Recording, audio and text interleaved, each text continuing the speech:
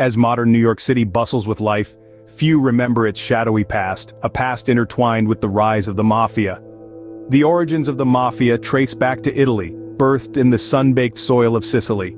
Here, amid rampant poverty and oppressive socio-economic conditions, the seeds of organized crime took root.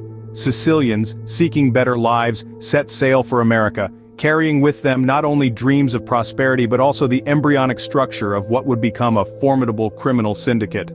Upon arrival they were met with discrimination, their hopes dashed on the jagged rocks of prejudice.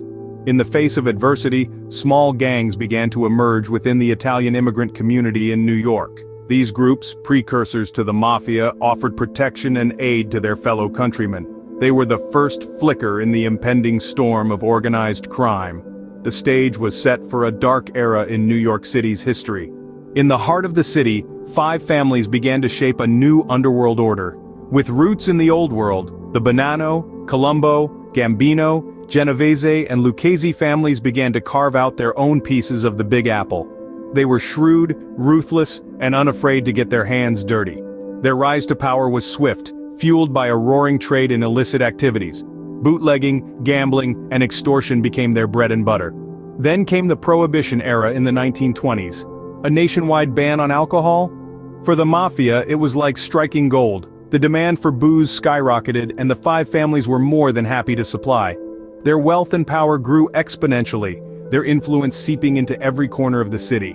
They were untouchable, their operations running like well-oiled machines. The 5 families reigned supreme, their power seemingly unshakable. The 1950s and 1960s marked the zenith of Mafia influence. This era saw the rise of key figures who would become household names, their deeds both horrifying and captivating in equal measure.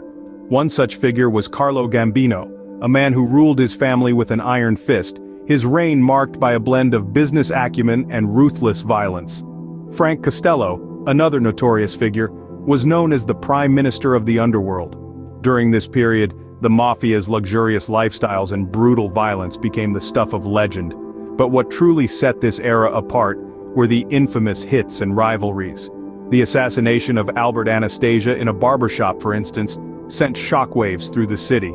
The murder of Joe Masseria signaled a significant power shift within the families. Rivalries within and between the families led to power struggles and betrayals, creating an atmosphere of constant tension and danger. But as their power grew, so did the attention of the law. The 1970s brought a new adversary for the Mafia, the U.S. government. The introduction of the Racketeer-Influenced and Corrupt Organizations Act, or RICO Act, in 1970 was a game-changer.